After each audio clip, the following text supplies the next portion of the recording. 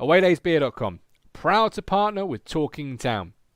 For only $14.99, grab your ITFC Legends Pack from The Beat to Hoppy Robson to Brazil's Best and Pablo's Pal. Whatever you need, whatever you want. ITFC Legends Pack, $14.99 at AwayDayBeers.com. Grab it today. MassCreations are proud partners of Talking Town. High quality web and software development. From web development to SEO and everything in between, make your vision a reality with MassCreations. Call 07896 904 571 or visit masscreations.co.uk or email info@masscreations.co.uk. MassCreations, proud partners of Talking Town. Don't forget, tell them you came from Talking Town to get 10% off. Best Burger in Stowmarket, proud partners of Talking Town. Call 01449 680 058 to book a table today.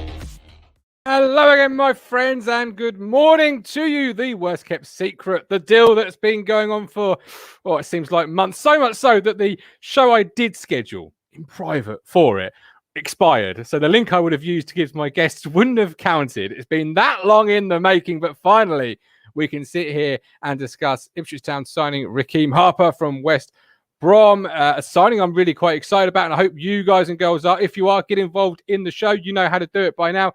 You can do it via the live chat, as I can see a couple of you already doing so, or you can smash the link that's coming into the live chat very shortly and have your say on your show. Do not forget, this show is also brought to you by Manscaped, the best in below the waist men's grooming, trusted by over 2 million people worldwide. Use the code TT on the screen right there for 20% off and free delivery. Right, morning, Harry. Colin, the GOAT, is in the room. Lee Anderson, good morning to you. Ryan, it looks we finally have got a midfielder that will pick the ball in the middle of the park and drive the ball forward up the pitch.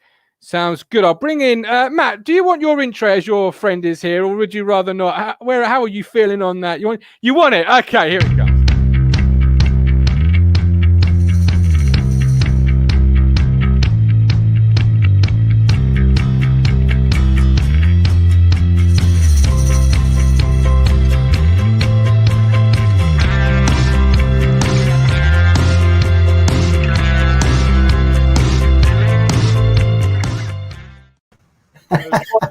Phillips, how you doing? Good morning. How you doing, mate? You okay?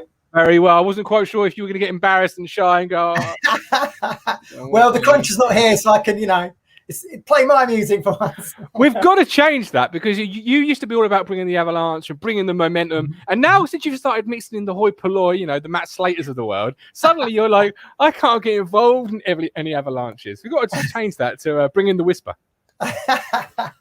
Perhaps I'll have a new gimmick for the new season. Wait and see. Absolutely. Facebook user, great bit of business, selling an average Dazelle of 1 million and getting REKEEM for 500k. Love that. How do you feel? Before we bring Chris in to hear the lowdown on REKEEM and the ins and outs, it's the deal that's been, obviously we know it's been in the works for a while. It's finally come to fruition.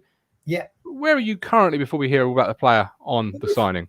We've been sat on, believe it or not, we've been sat on this news for what, a month? No, 3.5 weeks? Too long. Quite a long while, haven't we? So I think he's probably... Everyone has. Yeah. Everyone's known. Yeah. I think it's a bit of a curveball signing, because I think a lot of people are, wow, really good signing, don't really know too much about him. Hence, we've got my friend Chris on from West Brom to tell us all about it. But 21 years old, I mean, I am seeing a bit of a synergy with when we got Jet in, when we was all excited when he came in. There was a reason why Arsenal let him go. So I'm just wondering, I'm going to ask Chris today, why West Brom let him such a what could be a really good asset in the future, just 21. Yeah. Go. We'll find out. But exciting for town anyway. It is, yeah, and it's a fee first and foremost. Let's get that. It's a fee, 500,000, I believe. Yeah, Town are paying fees again. I mean, this is like I banged my head and had a dream. Town are paying fees that might rise upon add-ons. So it's a bit like a proper football club, for instance, instead of a lastminute.com. It's only June. It's not the end of July, so we're not somewhat for panic buying, if you like. And as you say, 21. He's had loan spells. Around the championship. Yeah, Birmingham, Blackburn.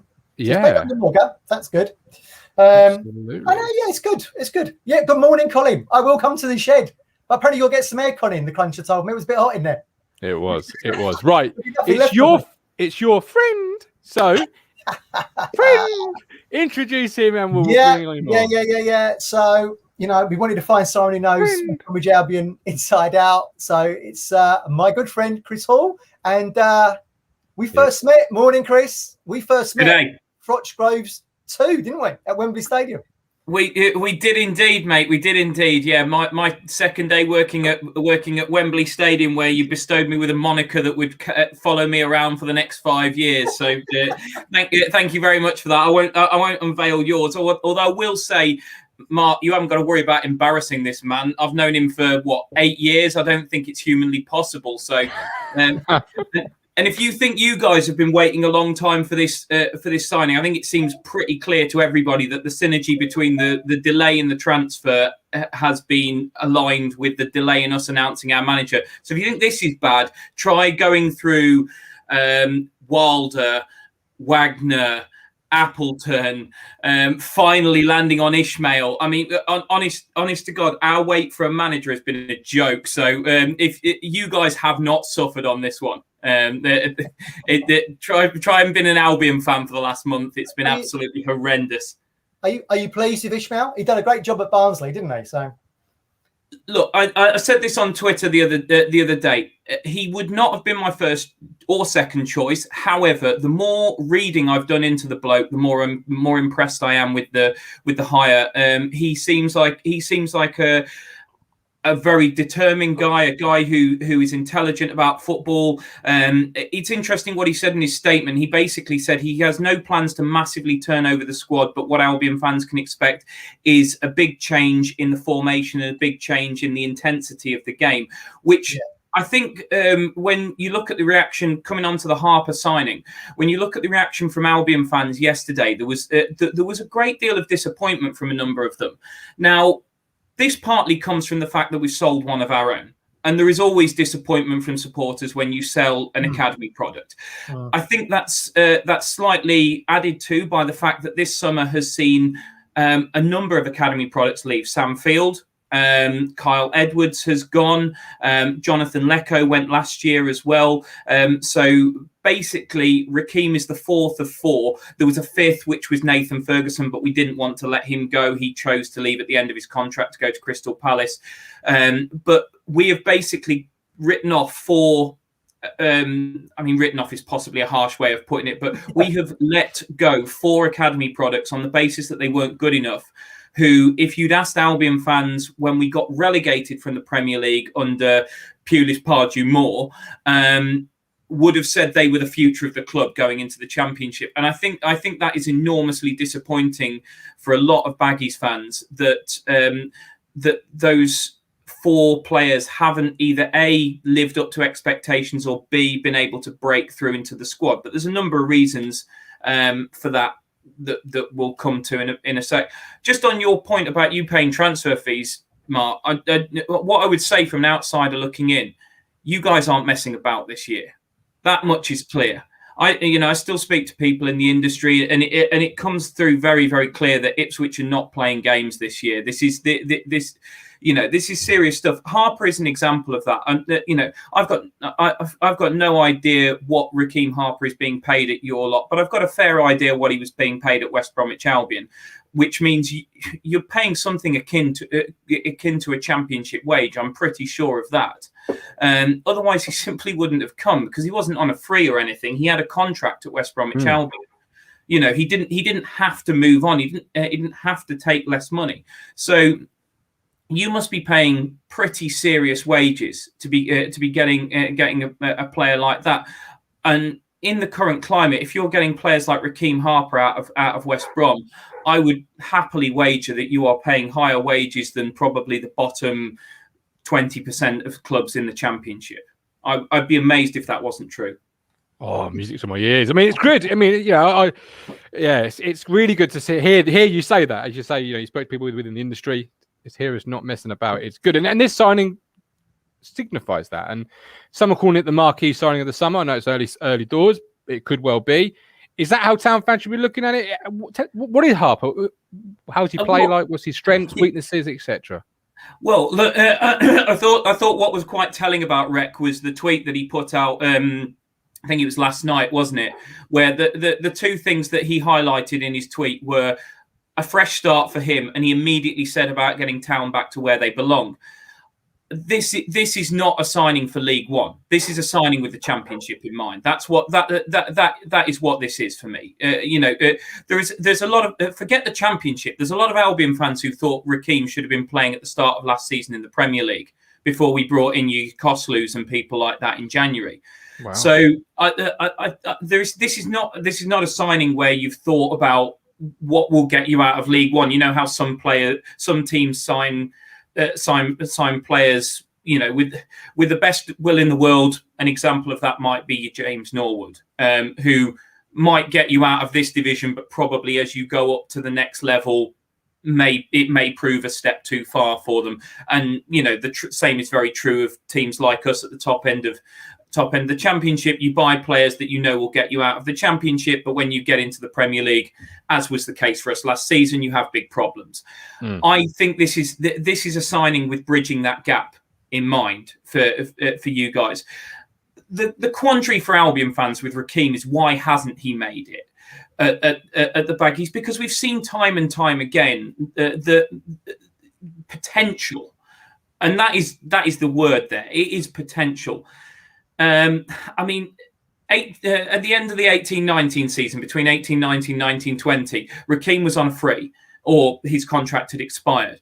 And we had to fight tooth and nail to stop him going to Celtic. It seemed a done deal. Rakeem had his pick of a lot of clubs. I mean, genuinely, there was serious talk of big clubs abroad. You know, people like Juventus taking him because he'd had a massive finish to the 18-19 season. He was a big part of the team that ended up getting into the playoffs and losing to the Villa. He appeared in 15 of our last 20 games that season. He scored an absolutely brilliant goal against Rotherham at home in a 2-1 win. So I think everybody thought, wow, we found our centre midfielder here for the next 7, 8, 9 years probably. But the problem was he suddenly had a load of suitors, and we had to really work to keep him, which was then a really big shock when we rolled into the 19-20 season and Bilic was brought in as manager. Because across that period that I'm talking about there, it was Darren Moore, who obviously left after the shame of a draw to Ipswich Town, which, you know, is enough to get any manager the sack, obviously. And Jimmy Shan took over for the remainder of the season. But, Bilic came in start of 19-20 and he didn't play him. He didn't. The guy didn't start a game until late February. Which was a really, really big shock to everybody, because I think we all thought that that he was going to be the next big thing in terms of our midfield. He offered something very different, because obviously, having been a Pulis team for many, many years before the Pardew debacle, and then leading into what came next with, you know, Darren giving it his best shot and then that not working, Jimmy taking over, etc. I think we looked at Rakeem and thought, well, we've got a lot of slow midfielders who are, you know, a number of them were the wrong side of 30. There was a lot of quality in there. Don't get me wrong. I'm not putting down the players that we got, but they had certain qualities, and those qualities, generally speaking, were not box-to-box ability. The closest we got to that was Jake Livermore, who again was getting towards the wrong side of 30 and was slowing down a little bit. And as we've seen in the last 12 months, is not that kind of player anymore. So I think we all thought, well, Rek is going to give us that injection of pace and energy and that youth and the box-to-box ability, whilst these guys take care of the quality and the ball retention. You know, you Chris Brunts and people like that. James Morrison was still a part of the club at that time, and it just never happened. And then we kind of we got promoted largely without him. He played a bit towards the end of the season. We went up to the Premier League. And again, we've got this massive problem in central midfield because, again, Sawyers and Livermore were brilliant in the Championship because Sawyers retains the ball. Livermore was a destroyer. But the legs Premier League teams have in midfield is unbelievable. You know, even people sort of like chip away at players like Jordan Henderson at the top end of the field. If you actually sit and look at Jordan Henderson, the energy he can put into a game compared to a Championship box-to-box midfielder is just different level. So I think we all thought, again, Rakeem's going to be a solution to this problem. And then he played against Harrogate in the League Cup, in the EFL Cup, whatever that organisation chooses to call its trophy these days. And he scored a wonder goal. He was man of the match. And I think we all thought, here goes Rek. Yeah. And he just, again, never broke into the team. And in a very long-winded way, and as Matt knows, I do like a long-winded anecdote. I think that the point that I'm trying to make is the ability has always been there. But there's this worrying trend across, particularly from Bilic to Allardyce. And then you look at his loan last season with Birmingham, where he went in under Karanka, had played, I think, 9 games in a row. And then Bowyer comes in as manager, plays him for 2 games, gets a look at him, and then doesn't trust him again to start until they were safe. And there's the ability is all there. And he is too good for League One. Let me put that on the record. He is too good for League One.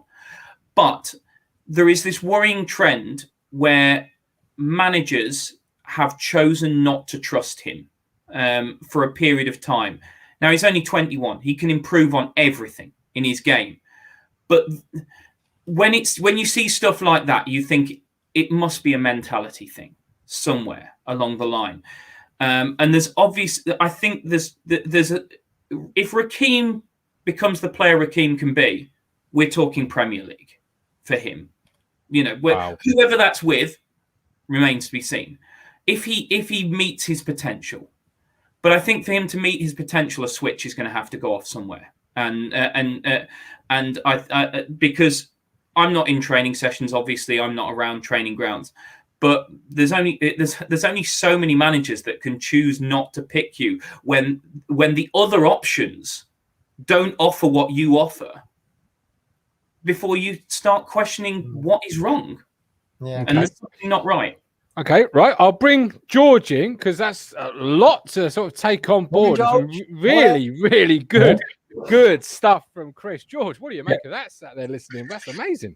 Yeah, plenty to unpack. I think what I'd already written down a couple of things before the show, but I think Chris pretty much beat me to most of them. I think one of the things that I picked up on was the kind of positivity around Rakeem getting his contract extension a couple of years ago, which seemed to be quite big news up there, which obviously is positive in terms of now he's moving on.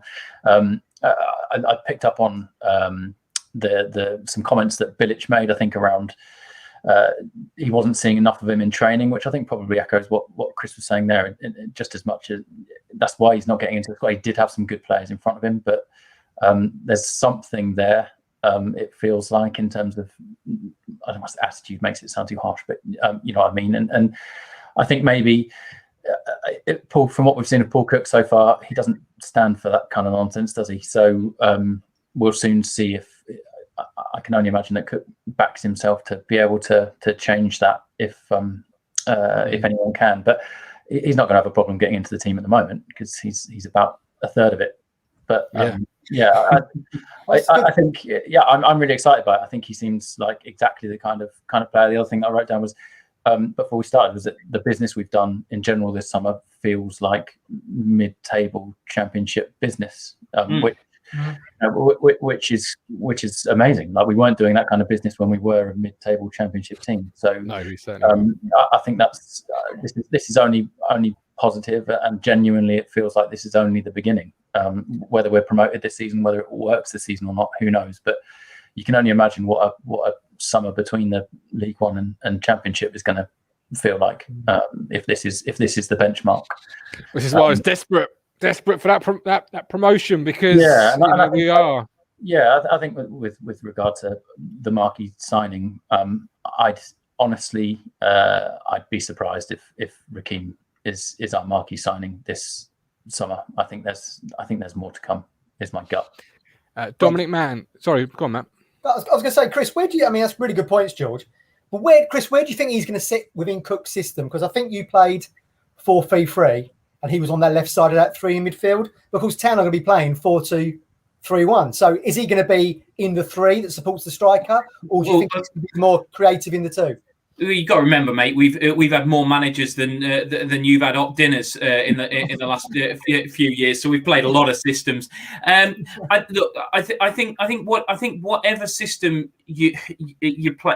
Yes, Rep can play as you wouldn't play him wide. You wouldn't play him as a winger if you were playing a traditional 4-4-2. Yes, if you're playing three central midfielders or some sort of diamond, you could play him in the wide positions there.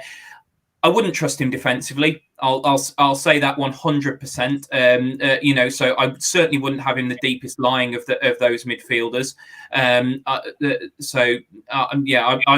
What Josh says there, I wouldn't have him sitting. Having watched him, positionally, he's not. I don't think he's disciplined enough to do that. I think what he brings you is real energy and drive. The other thing that I was going to say about him that's very interesting with Rek is he didn't start off as a midfielder. He came through the Albion Academy as a centre forward. So, but interestingly, his goal scoring record is extremely poor. Top skis levels. He'll fit in. Yeah, but what's interesting about him is, I don't think he's quite learned how to finish as a midfielder, if you see what I mean. I think it's a different skill. So if you look at the way Rakeem strikes a ball, and I've heard a couple of coaches discuss this, he doesn't strike it like a midfielder. You know how a midfielder, generally speaking, they come onto a ball that's largely coming out to them. It's a first time, take it early. Rakeem doesn't like to do that. Rakeem's very much take a touch, place your shot. And if you look at the way he strikes a ball, it's akin to a centre forward rather than a midfielder.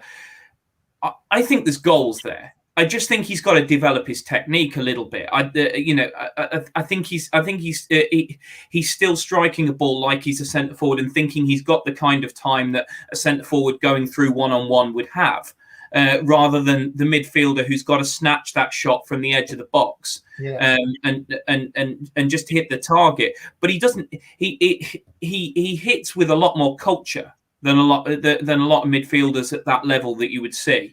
So I think if Cook can develop him as a player there, personally, I mean, I don't know whether necessarily whether the passing range is there to have him as a 10, but I would see him as that 8 who maybe has a little bit more free rein and probably has a sort of a Makalele role behind him to almost sweep up, and so he doesn't have to be too disciplined, but so he can come from deep, drive your team forward, maybe burst into wide areas, but not have to be the one picking the pass, because he's not taking a player from our side. He's not Matthias Pereira, and he's never going to be, but he has got that real power and energy and drive, and I think there could be a real place for him in the team there.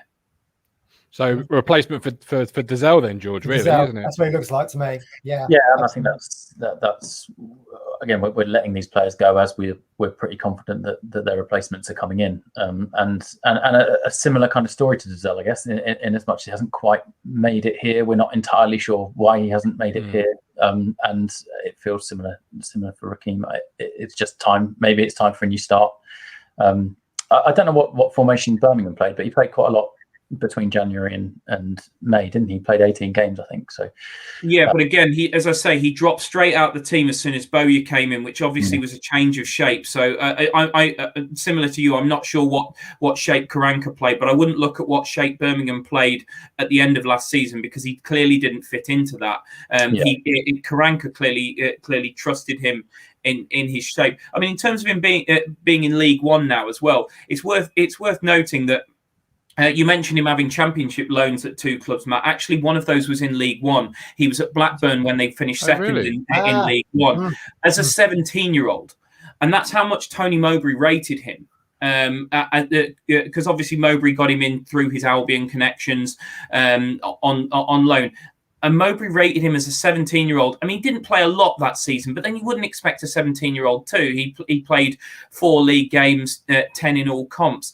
But Pardew recalled him in January after he took the job. God only knows why, because he didn't give him a moment of Premier League action.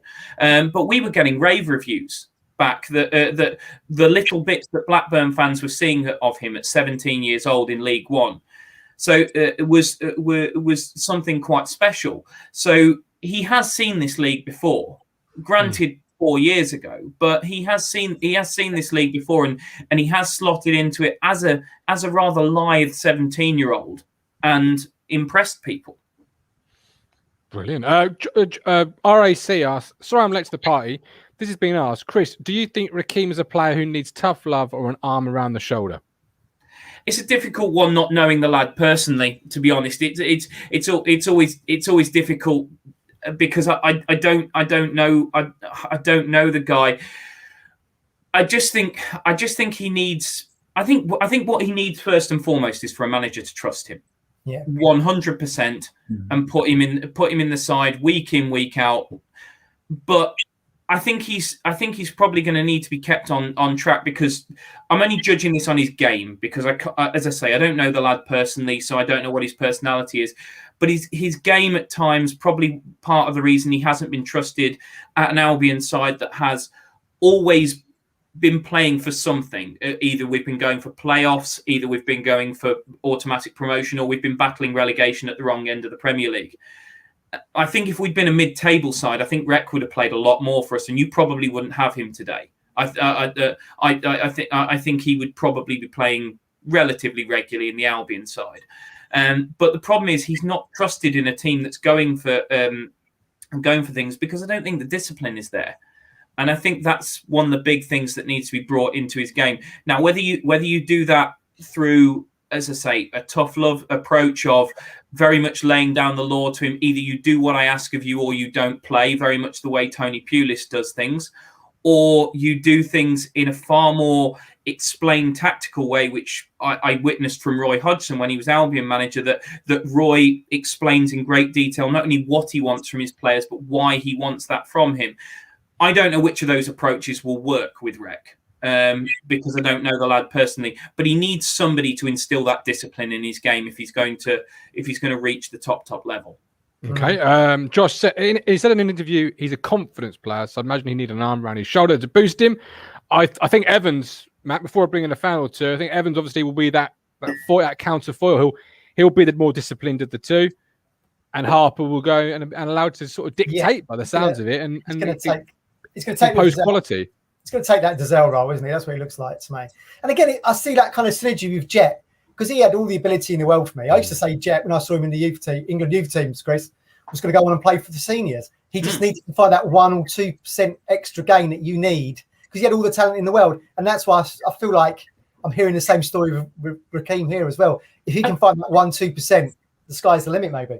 I think the thing that a lot of Albion fans are saying, and I had a look at the responses to Albion's announcement of this before I came on here, and there was a number of Albion fans saying the same thing, that this is one that could come back and bite us on the backside in 5 years' time, and I don't think anybody denies that.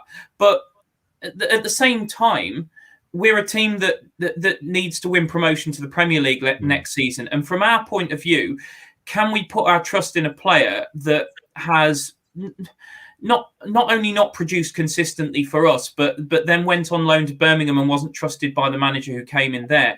So I think we were in a difficult position. I think we were in a position where we couldn't go there with him this season, and it's a big gamble us letting him go, because you look at the midfield. We're bringing in Valérien Ismaël as manager, who wants to play a high intensity game of football.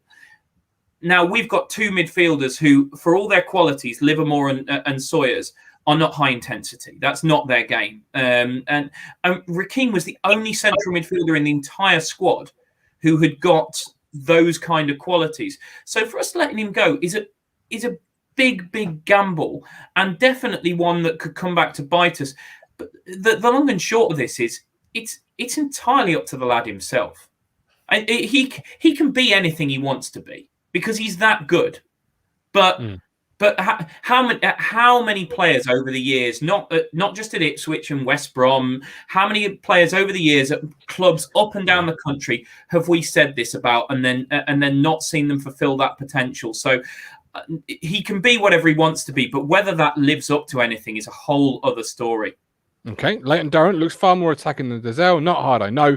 Hoping for big things from Harper. Michael Finch, that's what I think he's been missing with Ipswich the last few seasons. Midfield, and that's pace and players able to move the ball quicker and with more accuracy. We're bringing in Colin. Colin, welcome in. What do you make of everything you've heard today so far? Hi, Colin. Colin. Hi, Matt. How are you? How you doing, mate? Yeah, Chris. How are you? Hello, George. Very excited, actually, Martin, to be fair. Yeah, like you say, a bit of a marquee signing, especially in this League One. Yeah, I'm really excited to see the boy get started, you know. Hopefully see him down Bury Town. I know we're going to bring a first team down there, which is fairly local, obviously, to me, and hope to see him down there and see what he's all about, you know. But what Chris has said, and by the way, hello, Chris, I thought he was very measured and very, very good stuff that you've talked to us about him. Thanks, he seems to be, to me, I mean, I've always been a great admirer of midfield players at Town over the years. Going back to Ian Collard, who Chris would know, who we signed from West Brom in the 70s. Very, very good player, Ian Collard. But I've always loved midfield players, and people like the ilk of Colin Viljon and players like that, and Peter Morris back in the day. But yeah, that's your engine room. That's where everything starts, really. I mean, I know it starts from the back, but from the, you know, if you've got a good engine room, you've got players who are good box-to-box players who can pick a pass. And I've seen one or two clips of Rakeem, and my God, that boy can ping it. That boy can ping a ball. I've seen him play diagonals, 35, 40 metres, you know. And I've watched one or two bits of him, and he looks a player to me, Chris. He really does look a player. And like you obviously know more about him than I do, what you said about him being not a League One player, I hope you're 100% right, because that's obviously Matt, George and Martin, the players that we're looking to sign to get us and smash this league right up and get back in the Championship. Because, you know, the Championship is the least this football club deserves, you know. And yeah, I'm very excited about it all. Absolutely. Me too. And hopefully we'll be back at some point over the next couple of hours, maybe today, maybe tomorrow, with another signing. Reports are coming in thick and fast, but we're not going to say anything on that until it's officially confirmed, Matt, because we've been here before. Oh, yeah. With players that were... Oh, this one. But yeah, I mean, you're right, Colin. What did we lack last season? Creativity, scoring goals. Sounds like Harper's going to bring that in and contribute that for next season. Colin, I mean, if you're looking at clips of him on YouTube, by the way, I mean, he's only scored 2 goals for us, so it won't take you long to look them up, but they are both absolute pearlers. So the goal against Harrogate in the EFL Cup and the goal against Rotherham, both I'm sure, in fact, I know they're on YouTube. Have a look at them, because that is the measure of the lad. That's the ability that's there. That's the quality that's there. It just needs harnessing. And he needs regular football as well. And that's worth mentioning, that you look back across Rakeem's career, And he's had spells of 10, 12 games, maybe here and there, where managers have put him in and given and put faith in him. But generally, he gets pulled out after a dozen games. He doesn't need that. He needs a season where he clocks up, in the minimum in the high 20s appearances, preferably starts. And for a 21-year-old, the value on that in terms of development cannot be measured, because the good thing is you haven't got a 23, 24-year-old who's stagnated out on loans and the better part of his development and learning is behind him. You've got a 21-year-old where the next 2-3 years are the key to his development, you would suggest. So if you give him that trust and give him that football, then hopefully he can develop. He simply wouldn't have got that at us. So it's good that he's moved on for those reasons. I love the point you made, Chris, earlier on about when you first came on the show about we're not messing around. Those were some words from supporters' point of view, who obviously doesn't support Ipswich Town, that we're loving to hear, because that's exactly what we all want to hear, and I quite honestly, we've spoken about this several times on the show. I don't think, obviously things have gone quiet for quite a long while, Gov, haven't they? But like Gov said quite rightly the other day, it's good when things go quiet, because things are starting to develop, and obviously they've developed with Rakeem, and I'm hoping like a goalkeeper and maybe a fullback and a centre forward could be coming in the gates very, very soon. And I pray to God, that's what's going to happen. It's funny you should mention the keeper, Colin, because Chris has seen we're linked with Segrist, aren't we, from Dundee United? Chris, you saw him play for Villa Academy, didn't you? Yeah, I saw him play 10 years ago. Obviously he's 29 now, so I saw him play as a kid in a youth cup. I think it was the youth cup semi or quarter against us. He was unbelievable, and all the Villa guys around me in the press box were like, "This kid's going to be special." His career just fell off a cliff. He had a few dodgy loan moves. He went to Burton, didn't play. As Matt knows, I've got a lot of love for Solihull Moors, but I don't think it's where a goalkeeper from Aston Villa wants to be playing his loan football. No. He's rebuilt his career originally abroad, going out to back to his native Switzerland, and now he's obviously been at Dundee United for a few years and done quite well. I think there's a little bit of a trend here with Ipswich, where I think Paul Cook is trying to bring in players who he feels the maximum hasn't been got out of elsewhere. I think that's true of Segrist. You look at what he was at 19, 20, he should have kicked on to be something special. Rakeem is only 21. There's plenty more years in front of him, but even in the short few years he's had as a senior pro, he probably should have achieved more, because our relegation and our inability to get immediately back up should have seen him get a lot more football than he did.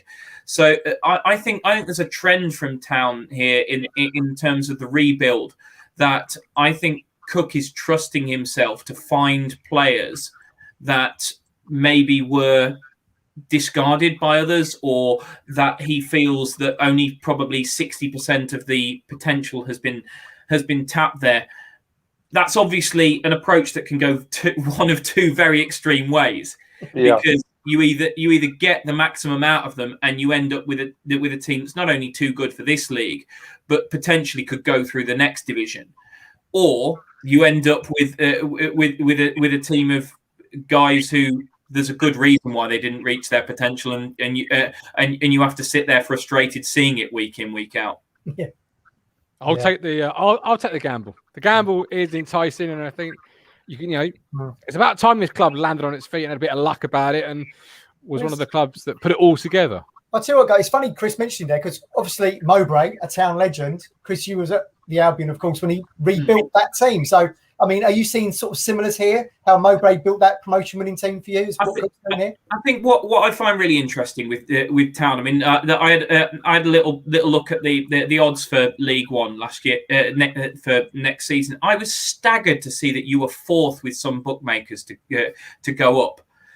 And I think that is probably largely due to the end to last season that you had.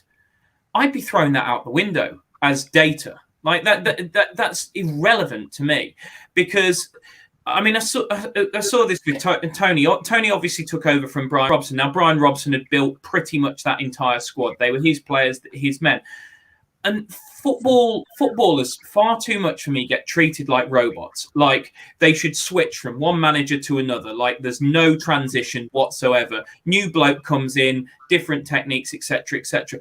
It doesn't work like that. You have loyalties, you have affection, and Brian was well liked by a lot of the players. And when somebody steps into dead man's shoes, it's always a difficult process. You have to win the dressing room round, you have to win senior players round. Also, they might see in their first 2 or 3 training sessions. Mowbray was obviously a very progressive coach in terms of the way he wanted. Arsene Wenger is his idol, and he wanted to play a very possession-based, passing-based style of football. Brian was brought up on Sir Alex Ferguson's 4-4-2 philosophy, and that was the way we played a lot of our football. So we were clearly going to move towards a 5-man midfield, and I'm sure there was players in that first training session who looked at it and went, "Well, I'm not going to play." And I'm sure the same was true on Paul Cook's first training session. I'm sure that he started to set the players out differently and probably ask fullbacks to do different things, central midfielders to do different things. And there's probably players who are looking, going, "Well, my contract's up next year. This summer. I'm not going to be here next year because there is zero place for me in this team." And it's that I think fans expect. Sometimes a manager to come in and there's just this magic wand get waved and everything be okay because he's a good manager. We had Sam Allardyce come in midway through last season. It wasn't until he got 4 players in January that we started to actually turn it round and get some results, because you can't ask Bilic players to play Allardyce football. That's not to say Bilic players are bad, Allardyce players are good. It's not to say Bilic is a bad manager, Allardyce is a good manager. It's just to simply say that you can't ask a group of players who are conditioned to play a certain way and built to be built to work for one manager to work for another. And I think the same is very true of Town. That last season, end of last season, irrelevant. It's all about what you can do this summer. I mean, that the summer you're talking about with Mowbray, Matt. We ended up over the course of that season bringing in 16 players in total. We let 12 go. I mean, that's a massive rebuild. And by the way, as well, just to kind of temper expectation a little bit, we started that season poorly. We won poorly for what we had. We won 5 of the opening 11 games. We were sort of chipping at the playoffs, and then we had the first international break. We had the second international break, and Mowbray had 2 weeks with the players, and it clicked. And I think if you expect to go into you're going to have this huge turnover of your squad, and that you're going to hit the ground running on the opening day, I think you need to temper those expectations a little bit, because you may well have players coming in quite late in the window. We did. We had Brunton Morrison came in towards the end of it, as I recall. Ishmael Miller came in on loan quite late in that window as well. Roman Bednar came in around transfer deadline day, all of whom went on to play big parts in that season for us. And I don't imagine that if Town are going to do the volume of business that they're going to do, that this is all going to be wrapped up by August the 7th. There's no chance. So I think that, and if you bring in players who haven't had the pre-season, that really you're almost biding your time until that first international break.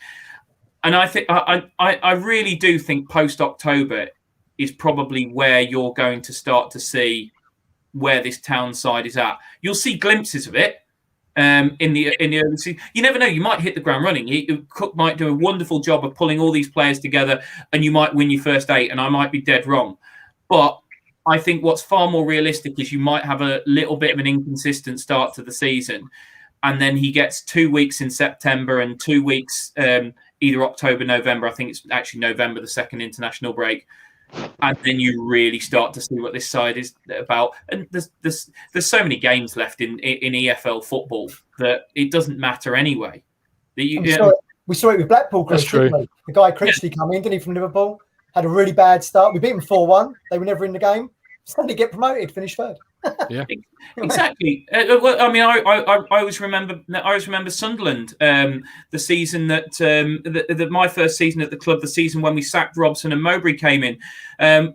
We went to Sunderland away with them bottom of the table after 5 games. Niall Quinn had installed himself as manager and chairman, which was an interesting decision. I mean, they brought Roy Keane in. They won the division. Yeah, they were bottom after 5 games. Yeah. You know, you can't. As I say, I just think that the biggest thing that could count against Town this season is expectation. And if the fans start getting quite aggravated after half a dozen games because you're not top of the league, because I think if you're going to, I saw somebody flash up there that you'd let 19 go. I mean, that's a huge number of players. The bottom line is, if you went into a business and you had 20 new colleagues, it would take you a month, 6 weeks to work out how you work with these people. It's exactly the same in football. True. Yeah. Very true. Yeah, I love it. I love it so far, Chris. Thanks for stopping by. Martin, before we let Chris go, tell everyone about your hot, cold Portman Road experience, Chris. Oh, it honestly, it's the hottest at a ground I have ever been and the coldest at a ground I've ever been. Portman Road. The coldest you'll remember this fondly was the League Cup quarter final where you beat us 1-0 with a penalty, and the game had to be delayed twice as you scoop the snow off so that the lines were visible again. The hottest, less memorable, was a pre-season friendly when Tony Mowbray was Albion manager, and we came down there. It was absolutely boiling. It was disgustingly hot. So yeah, I have memories of being uncomfortable at Portman Road. That's all I can really say about the ground. Fair enough. Well, I love it. It's my spiritual home. Colin, thank you for joining us from your iconic shed. George, appreciate it. Hopefully, we'll be back at some point, maybe even today, with news of a striker incoming. But who knows? Whenever it drops, we'll hopefully arrange a show. Matt, thank you for stopping by. And Chris, very insightful. Appreciate it. For those that are watching, thank you for watching. Can I say one thing? To Chris, it was so lovely to see the proper throstle on your chest. I remember going to the Hawthorns when they used to have the iconic throstle on top of the ball in the corner there, near the corner flag. It used to be up there in the Hawthorns there. It used to be fantastic. They still have it. They still have it, Colin. They've moved it to the corner of the Birmingham Road and East Stand, so it is still there. Don't you worry. That's been. Oh, lovely. I love seeing that. That's part of your ground. You know, it's fantastic. Yeah, love seeing that. Well, hopefully we'll get back there soon. Hopefully, hopefully for the right reasons, Mark. Not not because we have an absolute horror show under Valerian Ismail. Absolutely for the right reasons. Again, thank you, Chris, and thanks for watching. Bye, Mark.